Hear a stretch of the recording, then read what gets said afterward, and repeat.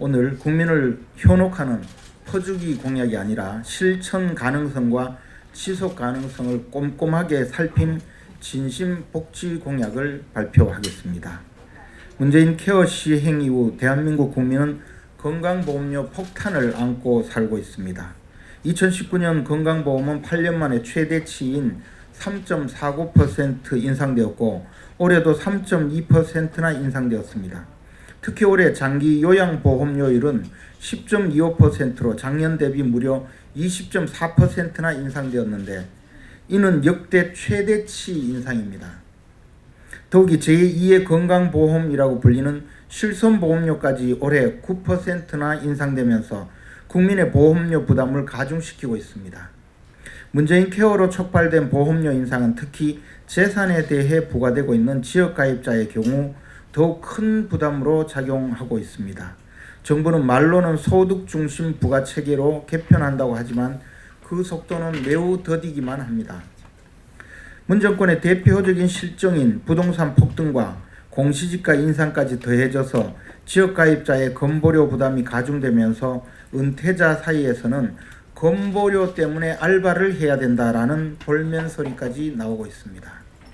또한 정부는 지난해 포용복지라는 이름으로 2023년까지 322조 원을 투자하겠다고 밝힌 바 있는데 합계 출산율은 0.98명이라는 심각한 저출산 고령화 상황에서 생산 연령 인구 감소를 철저하게 대비하지는 못할 망정 국민 세금을 마치 정권의 쌈짓돈처럼 퍼쓰겠다는 발상이 아닌가 합니다. 미래통합당 진심복지공약은 세금으로 생색내는 선심성 퍼주기 공약은 가급적 지양하되 우리 사회의 가장 심각한 문제인 저출산 극복만큼은 적극적인 정책이 필요하다고 보고 영유아, 청소년기, 청장년기, 어르신 등 생애 주기별 과정에서 제도가 현장의 요구를 따라가지 못하는 부분을 개선하기 위한 데 중점을 두고 있습니다. 공약의 핵심 내용은 이어서 발표하겠습니다.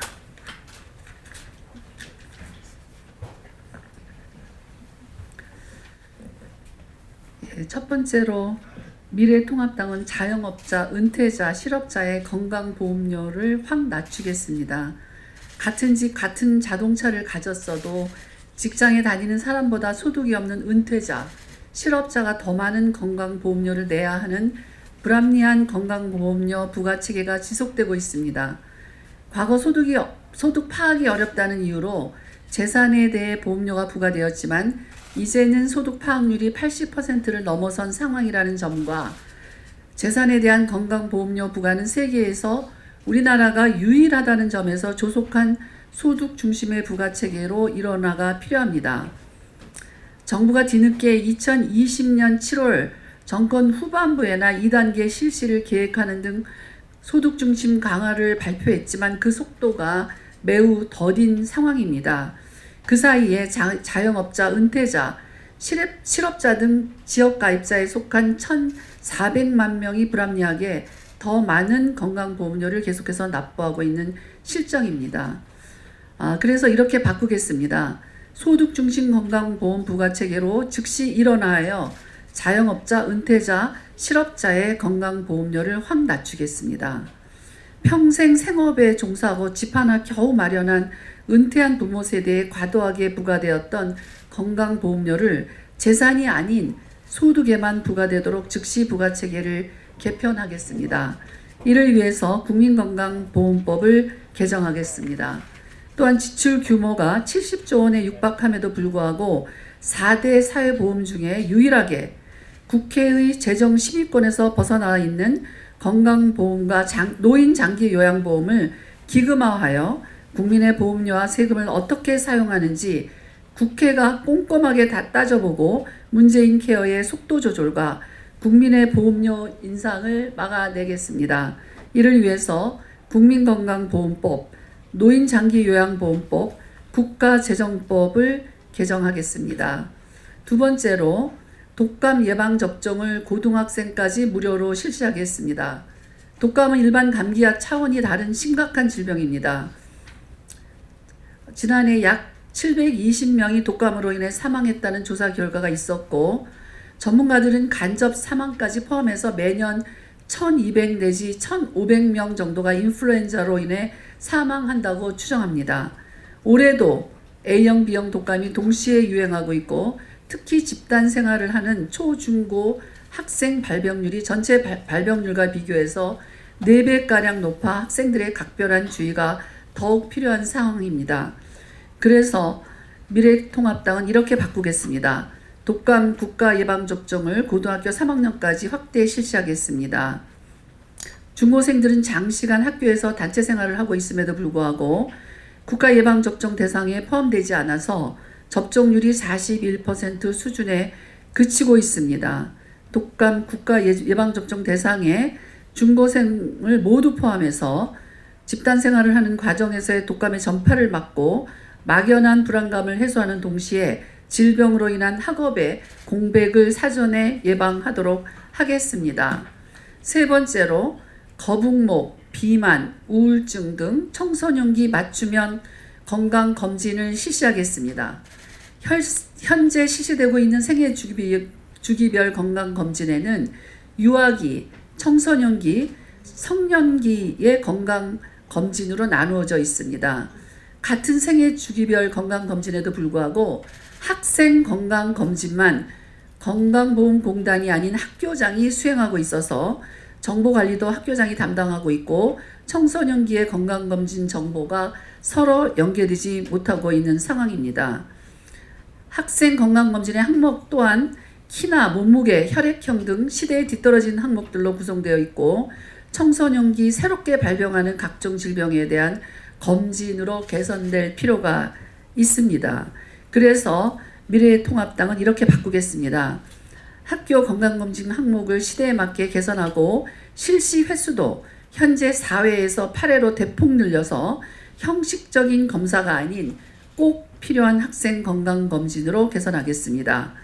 구시대적인 건강검진 검사 항목을 적극 개선해서 거북목, 척추 측만증, 비만, 우울증, 시력 등 청소년기에 취약한 질병들에 초점을 둔 건강검진을 실시하는 등 만성질환에 대한 관리가 청소년기부터 시작될 수 있도록 검사의 질을 높이겠습니다. 이를 위해서 국민건강보험법, 학교보건법, 건강검진기본법을 개정하겠습니다. 권수미 청년 부대변인입니다. 이어서 공약을 발표하겠습니다. 네 번째, 미래통합당은 임산부 택시비 지원 및 바우처 금액을 상향하겠습니다. 현재 건강한 태아의 분만과 산모 건강관리를 위해 진료비 일부를 임산부에게 지원하는 국민행복카드의 교통카드 기능을 추가하여 택시에서도 결제가 가능하도록 개선하고 자가용을 이용하는 임산부에게 형평성 차원에서 주유비를 지원하여 임산부의 안전하고 편안한 이동권을 보장하겠습니다.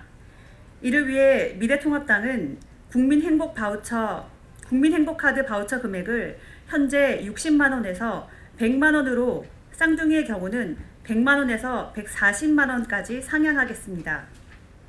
다섯 번째, 미래통합당은 금연거리에 흡연부스 설치를 의무화하여 흡연 공간을 찾지 못해 건물 주변에 숨어 담배를 피워야 하는 불편한 상황을 개선하겠습니다. 흡연부스 내 공기청정기 설치하여 흡연자의 흡연부스 내 흡연을 유도하고 간접흡연 0%를 목표로 흡연자와 비흡연자의 공간을 실효적으로 분리하겠습니다. 또한 담배세를 재원으로 하는 국민건강증진기금이 흡연자들의 흡연 사업에 적극적으로 사용될 수 있도록 국민건강증진법을 개정하겠습니다. 마지막으로 여섯 번째, 미래통합당은 안전하고 질 높은 간호로 국민 건강을 증진하겠습니다. 이를 위해 첫째, 중소병원 간호사 부족 사태를 초래하는 최장 2년인 대기 간호사제를 개선하겠습니다.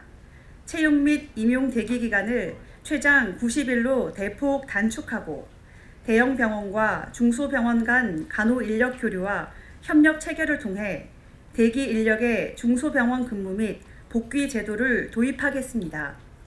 둘째, 의료법의 간호사 정원 외 임신, 출산, 간호사에 대한 별도 5%의 정원을 마련하는 모성 정원제를 국공립병원부터 단계적으로 실시하겠습니다. 셋째, 퇴직 간호사 재고용 기관에 대한 인센티브제 도입과 감염병 전문 병원의 공중보건 위기 시 대응 가능한 간호 인력 확보를 위한 조치들도 실시하겠습니다. 이를 위해 의료법, 지방의료원의 설립 및 운영에 관한 법률, 감염병 예방법 시행령 등을 개정하겠습니다. 감사합니다. 잠깐만 하나 수정하겠습니다. 담배세를 재원으로 하는 국민건강증진기금이 흡연자들의 금연 사업에 적극적으로 사용될 수 있도록 국민건강증진법을 개정하겠습니다. 아까 흡연자들의 흡연 사업이라고 발음이 나가서 혹시라도 오해하실까봐 정정해 드리겠습니다. 흡연자들의 금연 사업에 담배세가 사용될 수 있도록 하는 내용으로 국민건강증진법을 개정하겠습니다. 고맙습니다.